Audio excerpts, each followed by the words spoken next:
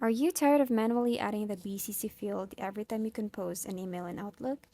Look no further because in this tutorial, I'll show you on how to permanently enable the BCC field, making your email composing process smoother and efficient. If you're new here, don't forget to hit that subscribe button and click the bell icon so you never miss an update. Alright, so let's start. So first things first, open up the Outlook. To start, click on New Email to compose a message. You'll see the familiar fields for To and CC, but where is the BCC? To enable the BCC, go to Options tab at the top of the screen. Here, you'll find the BCC button, click on it, and voila! The BCC field appears below the CC field. Now, if you want the BCC field to appear every time you compose an email, there is a quick trick.